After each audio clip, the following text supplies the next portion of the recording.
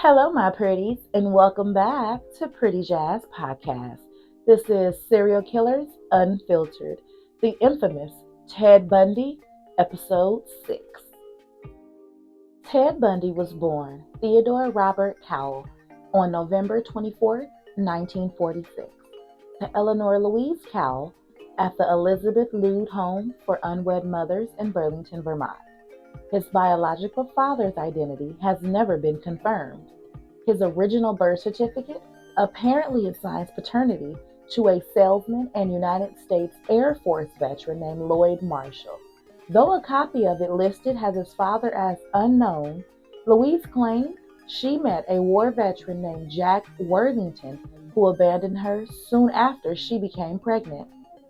For the first 3 years of his life, Bundy lived in the Philadelphia neighborhood of Pennsylvania with his maternal grandparents Samuel Cowell and Eleanor Miriam Longstreet, who raised him as their own son to avoid social stigmas that accompanied the birth outside of wedlock at that time. Family, friends, and even young Ted were told that his grandparents were his parents and that his mother was his older sister.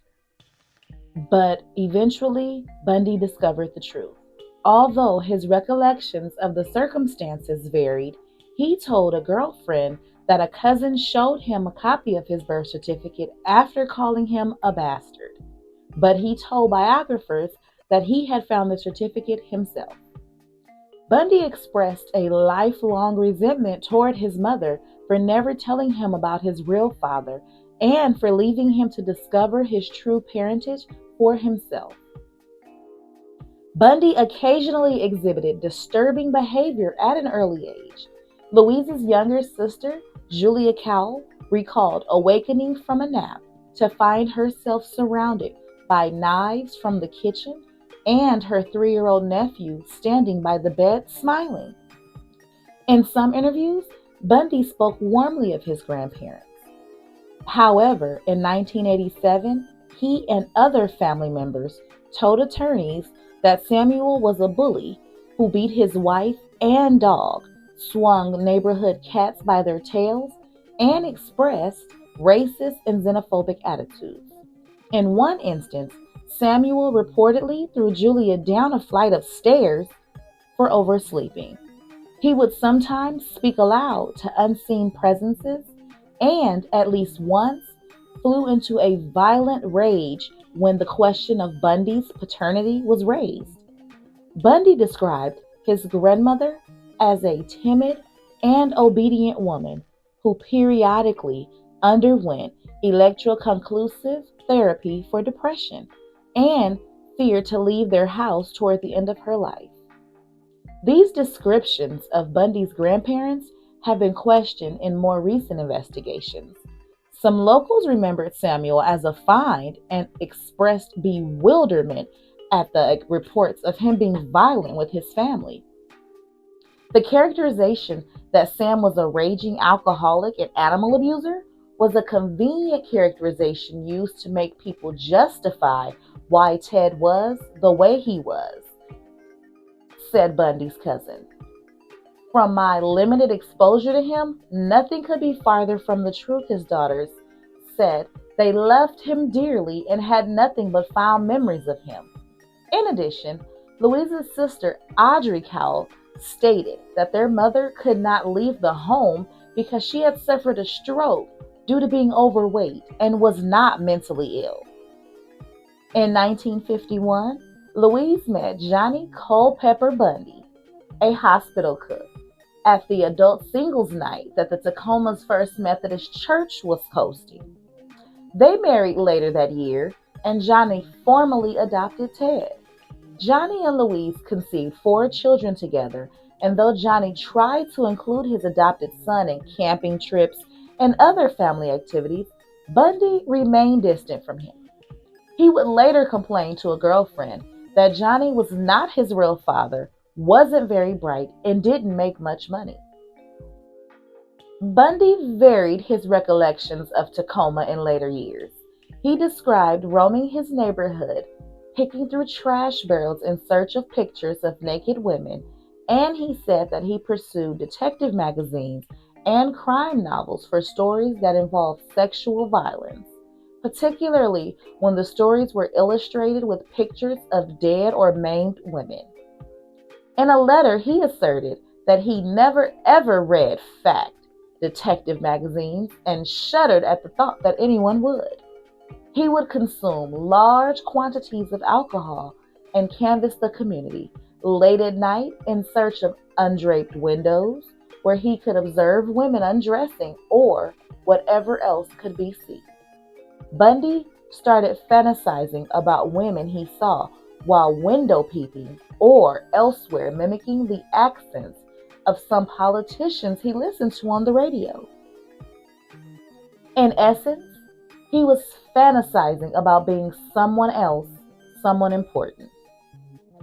Bundy's childhood Tacoma neighbor, Sandy Holt, described him as bullying, saying he liked to terrify people, he liked to be in charge, he liked to inflict pain and suffering and fear.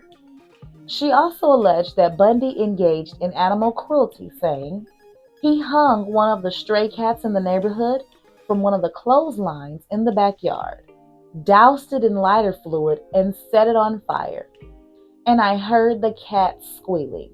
Bundy also used to take the younger children in the neighborhood into the woods and terrorize them, she said. He'd take them out there and strip them down, take their clothes, she said. You'd hear them screaming for blocks. I mean, no matter where we were, you could hear them screaming. Holt added, he had a temper. He liked to scare people. One little girl went over the top of one of Ted's tiger traps and got the whole side of her leg slit open with the sharpened point of the stick that she landed on. Accounts of Bundy's social life also varied. He told journalists that he chose to be alone as an adolescent because he was unable to understand interpersonal relationships. He claimed that he had no natural sense of how to develop friendships. I didn't know what made people want to be friends, Bundy said. I didn't know what underlies social interactions. Some people perceive me as being shy and introverted, he said. I didn't go to dances. I didn't go out on the beer drinking outings. I was pretty, what you might call, straight, but not the social outcast in any way. Classmates from Woodrow Wilson High School, however, stated Bundy was very well known and well liked there, a medium-sized fish in a large pond. Bundy's only significant athletic avocation was downhill skiing, which he pursued enthusiastically with stolen equipment and forged lift tickets. During high school, he was arrested at least twice on suspicion of burglary and motor vehicle theft when he was 18 years old. The details of those incidents were expunged from his record, as it was customary in Washington and many other states. After graduating high school in 1965, Bundy attended University of Puget Sound for 1 year before transferring to the University of Washington to study Chinese. In 1967, he became romantically involved with a UA classmate, Diane Edwards, identified in Bundy's biography. Also, he saw a woman who was the epitome of his dreams, he stated. Edwards was like no girl he had ever seen before, and he considered her the most sophisticated, the most beautiful creature possible. Bundy later described Edwards as the only woman he really ever loved. Early in 1968, Bundy dropped out of college and worked a series of minimum wage jobs. He also volunteered at the Seattle office of Nelson Rockefeller's presidential campaign and became Arthur Fletcher's driver and bodyguard during Fletcher's campaign for lieutenant governor of Washington State. Edwards graduated in the spring of 1968 and left Washington for San Francisco. Bundy visited her later that year after he had earned a scholarship to study Chinese at Stanford University that summer. In August, Bundy attended the 1968 Republican National Convention in Miami. Shortly thereafter, Edwards ended their relationship and confirmed that she was returning to her family home in California. Very frustrated by what she described as Bundy's immaturity and lack of ambition, Bundy traveled to Colorado and then farther east, visiting relatives in Arkansas and Philadelphia and enrolling in one semester at Temple University. It was also at this time, in early 1969, that Bundy visited the Office of Birth Records in Burlington and confirmed his true patronage. Bundy was back in Washington by the fall of 1969, where he met Elizabeth Kepler, a single mother from Utah, who worked as a secretary at the UW School of Medicine. Their tumultuous relationship would continue well past his incarceration in Utah in 1976. Bundy became a father figure to Kepler's daughter Molly, who was 3 years old when he started dating her mother. He remained in her life until she was 10, after he had been arrested. As an adult, Molly wrote of incidents beginning at age 7 in which Bundy was abusive or sexually inappropriate with her. Her accounts include Bundy hitting her in the face, knocking her down, putting her at risk of drowning, indecent exposure, and sexual touching disguised as accidents or games. In mid-1970, Bundy, now focused and goal-oriented, re-enrolled at UW, this time as a psychology major. He became an honor student and was well regarded by his professors. In 1971, he took a job at Seattle's Suicide Hotline Crisis Center. There, he met and worked alongside Miss Ann Wood, a former Seattle police officer and aspiring crime writer. Miss Rule saw nothing disturbing in Bundy's personality at the time. She described him as kind, solicitous, and empathetic. After graduating from UW in 1972, Bundy joined Governor Daniel J. Evans' re-election campaign. Posing as a college student, he shadowed Evans' opponent, former Governor Albert Rossellini, and recorded his stump speeches for analysis by Evans.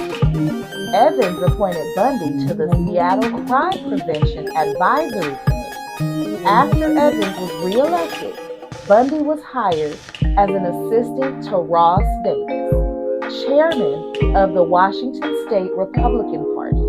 Davis thought well of Bundy and described him as a smart, aggressive, and a believer in the system. In early 1973, despite mediocre LSAT scores, Bundy was accepted into law school of UPS and the University of Utah on the strength of letters of recommendation from Evans, Davis, and several UW psychology professors. During a trip to California on Republican Party business in the summer of 1973, Bundy rekindled his relationship with Edwards. She marveled at his transformation into a serious and dedicated professional who was seemingly on the cusp of a significant legal and political career. Bundy continued to date Kepler as well. Neither woman was aware of the other's existence. In the fall of 1973, he matriculated a UPS law school and continued courting Edwards, who flew to Seattle several times to stay with him. They discussed marriage, and at one point, he introduced Davis as his fiancé. In 1974, Bundy abruptly broke off all contact with Edwards. Her phone calls and letters went unreturned. When she finally reached him by phone a month later, she demanded to know why he had unilaterally ended their relationship without explanation. In a flat, calm voice, he replied, "Diane, I have no idea what you mean," and hung up. She never heard from him again. Bundy later explained, I just wanted to prove to myself that I could have married her. But Edwards concluded in retrospect that Ted's high-powered courtship in the letter in part of 1973 had been deliberately planned, that he had waited all those years to be in a position where he could make her fall in love with him so that he could drop her, reject her, just as she had rejected me. By then, Bundy had begun skipping classes at law school. By April, he had stopped attending entirely as young women began to disappear in the Pacific Northwest. There is no consensus as to when or where Bundy began killing women. He told different stories to different people and refused to divulge the specifics of his earliest crimes, even as he confessed in graphic detail to dozens of later murders in the days preceding his execution. He told Nelson that he attempted his first kidnapping in 1969 in Ocean City, but did not kill anyone until sometime in 1971 in Seattle.